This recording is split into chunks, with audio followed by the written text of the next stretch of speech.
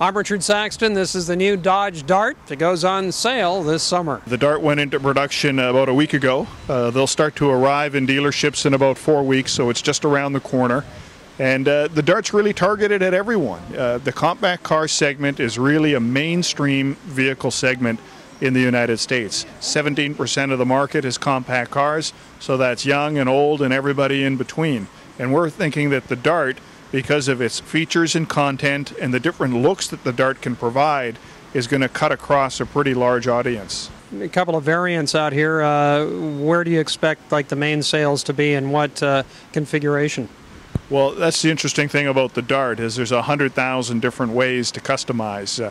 Class exclusive dual exhaust, class exclusive choice of either polished wheels or hyper black wheels.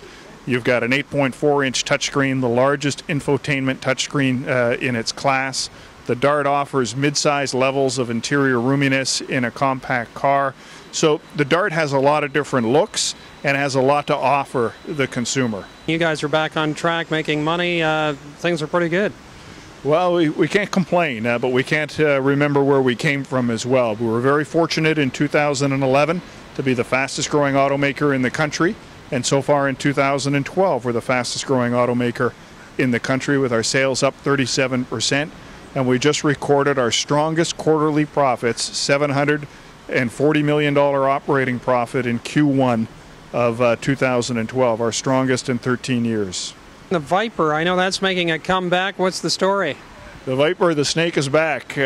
Look for that around Q4 of 2012. And excited about bringing that iconic car back into the marketplace. Much of a change? I mean, I remember driving it when it first came out 15 plus years ago, taking it around the racetrack, and it was certainly a raw powered car, and it got a little bit refined over the years. So what does the new one bring? A little bit of a refinement, whole new look, but extremely aggressive, and 615 horsepower.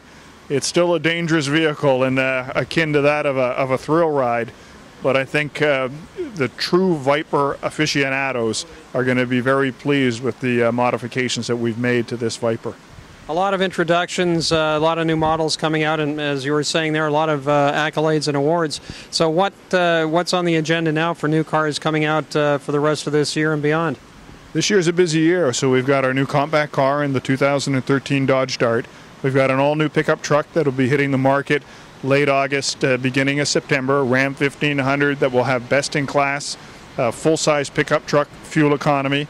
We've got an all-electric Fiat 500 that'll be hitting the streets in the fourth quarter, and then of course the Viper will be hitting the fourth quarter of this year as well. And we're right now in the process of rolling out the Fiat Abarth into the marketplace.